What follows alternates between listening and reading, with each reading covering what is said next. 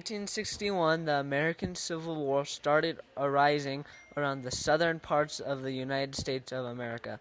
This war would be one to change the economic and lifestyle status of the United States.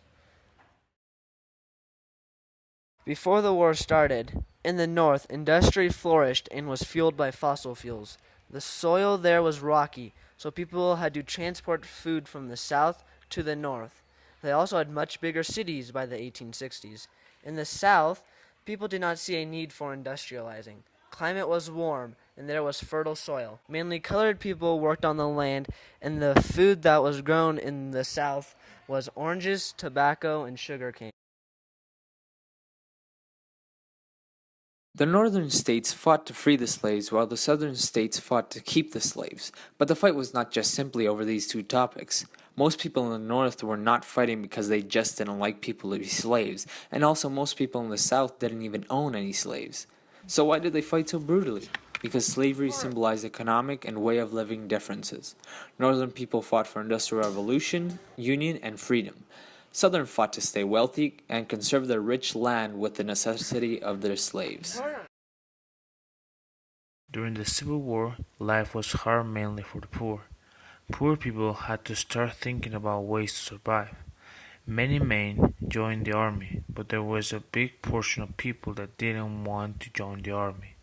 Because of this, the government started to choose people randomly, whether they want to join the army or not. There were some exceptions.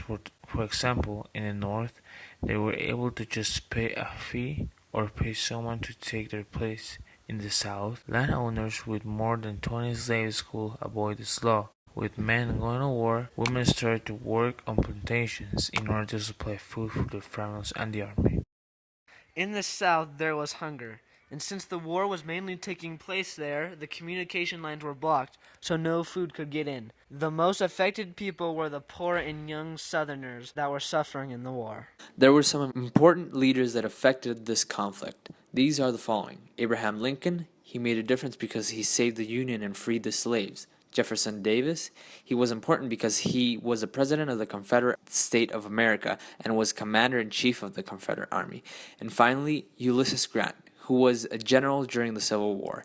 Later, he became the president of the United States and served for 2 terms. During the Civil War, women went through a lot of hardship. Many wives lost their husbands, and slave-holding women and children had to do more hard work around their homes and farms. Non-slave-holding women had to work really hard too, because they depend on the rest of the family to help run their farms and maintain their house, but their help was out working for the army. Women worked near the enemy front as nurses and spies, and some went as female soldiers too. They also worked as secret messengers, passing notes and letters under their big puffy dresses and skirts. Many women even felt like they had to join the army disguised as men. The Lincoln War Machine was a system of railroads. Lincoln believed that if he could supply and transport his army fast, he could have an advantage. That's why the railroads were important. If the railroads he could move double as fast, this advantage was something that the North had but the South didn't. On April 12, 1861, the war begins when Confederates shoot at the Union-occupied Fort Sumter in South Carolina. There are no deaths, but President Lincoln soon gets 75,000 volunteers to serve 3 months in the United States Army. In Gettysburg, Pennsylvania, there was a battle which began on July 1st through July the 3rd of 1863. There was a total combined losses of 51,000 killed, wounded, or missing people.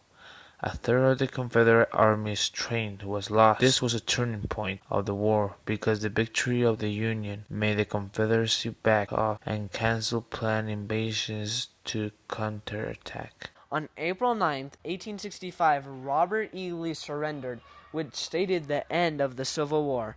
Troops were still fighting after this event, but gradually each army surrendered. Lieutenant General U.S. Grant, I have received your letter of this date containing the terms of surrender of the Army of Northern Virginia as proposed by you. As they are the same as those expressed in your letter of the 8th instant, they are accepted. I will proceed to designate the proper officers to carry the stipulations into effect. After the Civil War, America entered the period of Reconstruction.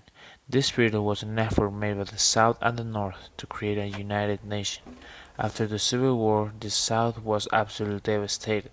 The South's economy had crashed since their economy was based on slavery, and since slavery was abolished, there was nobody to work the farm, and the landowners did not have money to pay someone to work for them. So sharecroppers started to emerge, and with this, they started a new economy. In the North, the economy was growing fast. The Morrill Act allowed the Northern people to study and educate themselves during the Civil War. The difference in lifestyle of South and the North is that the North got better opportunities and more help from the government. One of the main effects of the Civil War was the absolution of the slaves. This influenced other countries to abolish slavery as well. In addition to that, the American Civil War provided war tactics and strategies for the rest of the world in future wars.